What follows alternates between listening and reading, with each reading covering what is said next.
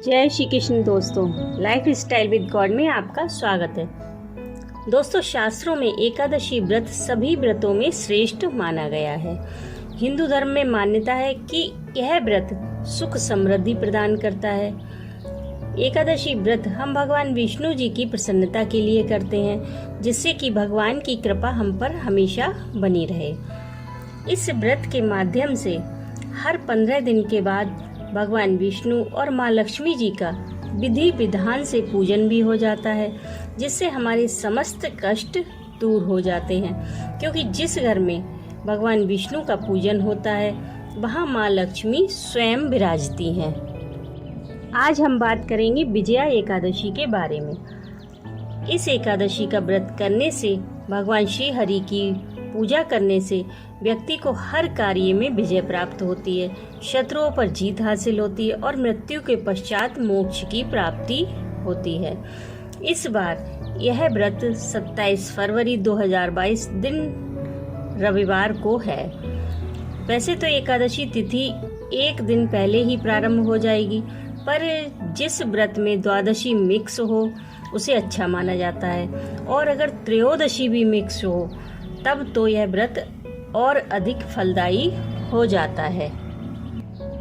इस बार विजया एकादशी पर सर्वार्थ सिद्धि योग और त्रिपुष्कर योग भी बन रहा है, जो कि 27 फरवरी को 8:50 से लग जाएगा और अगले दिन सुबह तक रहेगा। इसलिए जो लोग व्रत कर रहे हैं वो सर्वार्थ सिद्धि योग में विष्णु भगवान की पूजा करें, उनके कार्य अवश्य सफल होंगे। और जो लोग व्रत नहीं भी कर रहे हैं तब भी वो इस योग में पूजा कर दें, उन्हें भी उतना ही लाभ होगा। अब जानते हैं इसकी पूजा विधि के बारे में। दोस्तों, एकादशी का व्रत दशमी तिथि की शाम से ही शुरू हो जाता है। हमें कुछ नियमों का पालन करना होता है, क्योंकि दशमी तिथि की शाम में हम सात्विक आहार करते हैं, प्याज लहसुन नहीं लेते हैं, और सुबह ब्रह्म मुहूर्त में उठकर भगवान विष्णु जी की पूजा के लिए संकल्प करते हैं। संकल्प के बाद हम सबसे पहले भगवान गणेश का पूजन करते हैं, उसके बाद माँ लक्ष्मी और भगवान विष्णु जी की एक साथ पूजा करते हैं। उनको धूप दीप दिखाते हैं, कुमकुम चंदन लगाते हैं और फल फूल मिठाई आदि अर्पित करते हैं। इस दिन अगर आप चाहें तो विष्णु सहस्त्र नाम का पाठ कर सकते हैं। दोस्तों, एकादशी वाले दिन चावल बिल्कुल भी नहीं खाए जाते, ना ही घर में बनाए जाते हैं। यहाँ तक कि एकादशी से एक दिन पहले भी चावल नहीं खाना चाहिए। एकादशी का पर चावल का सबसे ज़्यादा परहेज होता है। इसलिए कोशिश करें, अगर आप व्रत रख रहे हैं तो चावल बिल्कुल भी ना खाएं और ना ही बनाएं। भगवान विष्णु और माँ लक्ष्मी जी का विधि विधान से पूजन करने के बाद आप विजया एकादशी की कथा अवश्य पढ़ें। विजया एकादशी की कथा इस प्रकार है। एक बार युधिष्ठिर ने पूछा, वासुदेव, फाल्गुन के कृष्ण पक्ष की में किस नाम की एकादशी होती है, कृपया करके बतलाइए। भगवान श्री कृष्ण बोले, युधिष्ठिर, एक बार नारद जी ने कमल के आसन पर विराजमान होने वाले प्रजापति ब्रह्मा जी से प्रश्न किया, सुरश्रेष्ठ, फाल्गुन के कृष्ण पक्ष में जो विजया नाम की एकादशी होती है, कृपया करके उसके पुण्य का वर्णन कीजिए। ब्रह्मा जी ने कहा, नारद सुनो, मैं एक उत्तम कथा सुनाता हूँ जो पापों का अपहरण करने वाली है। यह व्रत बहुत ही प्राचीन और पवित्र पापनाशक है। यह विजया नाम की एकादशी राजाओं को विजय प्रदान करती है, इसमें तनिक भी संदेह नहीं है। पूर्व काल की बात है, भगवान श्री रामचंद्र जी 14 वर्षों के लिए वन में गए और वहाँ पंचवटी में सीता और लक्ष्मण के साथ रहने लगे। वहाँ रहते समय रावण ने चपलतावश विजयात्मा श्री राम की तपस्विनी पत्नी सीता को हर लिया। उस दुख से श्री राम व्याकुल हो उठे। उस समय सीता की खोज करते हुए वे वन में घूमने लगे। कुछ दूर जाने पर उन्हें जटायु मिले, जिनकी आयु समाप्त हो चुकी थी। इसके बाद उन्होंने वन के भीतर कवंद नामक राक्षस का वध किया। फिर सुग्रीव के साथ उनकी मित्रता हुई। तत्पश्चात श्री राम के लिए उन्होंने वानरों की सेना एकत्रित की। हनुमान जी ने लंका के उद्यान में जाकर सीता जी का दर्शन किया और उन्हें श्री राम की चिन्ह स्वरूप मुद्रिका प्रदान की। यह उन्होंने महान पुरुषार्थ का काम किया था। वहां से लौटकर वे श्री रामचंद्र जी से मिले और लंका का सारा समाचार उनसे निवेदन किया। हनुमान जी की बात सुनकर श्री राम ने सुग्रीव की अनुमति ले लंका को प्रस्थान करने का विचार किया और समुद्र के किनारे पहुंचकर उन्होंने लक्ष्मण से कहा, सुमित्रा नंदन, किस पुण्य से इस समुद्र को पार किया जा सकता है? यह अत्यंत अगाध और भयंकर जल जंतुओं से भरा हुआ है। मुझे ऐसा कोई उपाय नहीं दिखाई देता जिससे इसको सुगमता से पार किया जा सके। लक्ष्मण बोले, महाराज, आप ही आदिदेव और पुराण पुरुष हैं, पुरुषोत्तम हैं, आपसे क्या छिपा है? यहाँ द्वीप के भीतर बकदालम्ब नामक मुनि रहते हैं। यहाँ से आधे योजन की दूरी पर उनका आश्रम है। रघुनंदन, उन प्राचीन मुनीश्वर के पास जाकर उन्हीं से इसका उपाय पूछिए। लक्ष्मण की यह अत्यंत सुंदर बात सुनकर श्री रामचंद्र जी महामुनि बकदालम्ब से मिलने के लिए गए। वहां पहुंचकर उन्होंने मस्तक झुकाकर मुनि को प्रणाम किया। मुनि उनको देखते ही पहचान गए कि ये पुराण पुरुषोत्तम श्री राम हैं, जो किसी कारणवश मानव शरीर में अवतीर्ण हुए हैं। उनके आने से महर्षि को बड़ी प्रसन्नता हुई। उन्होंने पूछा, श्री राम, आपका यहाँ कैसे आगमन हुआ? श्री राम बोले, ब्राह्मण, आपकी कृपा से राक्षसों सहित लंका को जीतने के लिए सेना के साथ समुद्र के किनारे आया हूँ। मुने, अब जिस प्रकार समुद्र पार किया जा सके वह उपाय मुझे बताइए। मुझ पर बड़ी कृपा कीजिए।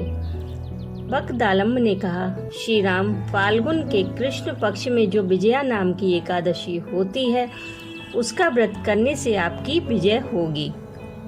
निश्चय ही आप अपनी वानर सेना के साथ समुद्र को पार कर लेंगे। राजन, अब इस व्रत की फलदायक विधि सुनिए। दशमी का दिन आने पर एक कलश स्थापित करें। वह सोने, चांदी, तांबे अथवा मिट्टी का भी हो सकता है। उस कलश को जल से भरकर उसमें पल्लव डाल दें। उसके ऊपर भगवान नारायण के स्वर्णमय विग्रह की स्थापना करें। फिर एकादशी के दिन प्रातः काल स्नान करें। कलश को पुनः स्थिरता पूर्वक स्थापित करें। माला, चंदन, सुपारी तथा नारियल आदि के द्वारा विशेष रूप से उसका पूजन करें। कलश के ऊपर सप्त धान्य और जौ रखें। गंध, धूप, दीप और भांति भांति के नैवेद्य से पूजन करें। कलश के सामने बैठकर वह सारा दिन उत्तम कथा वार्ता आदि के द्वारा व्यतीत करें तथा रात में भी वहां जागरण करें। अखंड व्रत की सिद्धि के लिए घी का दीपक जलाएं। फिर द्वादशी के दिन सूर्योदय होने पर उस कलश को किसी जलाशय के समीप, नदी, झरने या पोखर के तट पर ले जाकर स्थापित कर दें और उसकी विधिवत पूजा करके देव प्रतिमा सहित उस कलश को ब्रह्म वेद वेदता ब्राह्मण के लिए दान कर दे। महाराज, कलश के साथ ही और भी बड़े बड़े दान देने चाहिए। श्री राम, आप अपने युद्धपतियों के साथ इसी विधि से प्रयत्न पूर्वक विजया एकादशी का व्रत कीजिए। इससे आपकी विजय अवश्य होगी। ब्रह्मा जी कहते हैं, नारद, यह सुनकर श्री रामचंद्र जी ने मुनि के कथनानुसार उस समय विजया एकादशी का व्रत किया। उस व्रत के करने से श्री रामचंद्र जी विजयी हुए। उन्होंने संग्राम में रावण को मारा, लंका पर विजय पाई और सीता को प्राप्त किया। बेटा, जो मनुष्य इस विधि से व्रत करते हैं उन्हें इस लोक में विजय प्राप्त होती है और उनका परलोक भी अक्षय बना रहता है। भगवान श्री कृष्ण कहते हैं, युधिष्ठिर, इस कारण विजया एकादशी का व्रत करना चाहिए। इस प्रसंग को पढ़ने और सुनने से वाजपेयी यज्ञ का भी फल मिलता है। एकादशी माता की जय। तो दोस्तों, ये तो थी एकादशी की कथा और महत्व। अगर आप एकादशी की कथा पढ़ ना पाएं तो उस कथा को आप सुन भी सकते हैं दिन में किसी भी समय। ऐसा नहीं है कि आप पूजा कर रहे हैं आपको उसी समय सुननी है, आप शाम को भी सुन सकते हैं। चलिए अब जानते हैं कि एकादशी कब प्रारंभ होगी और कब समाप्त होगी।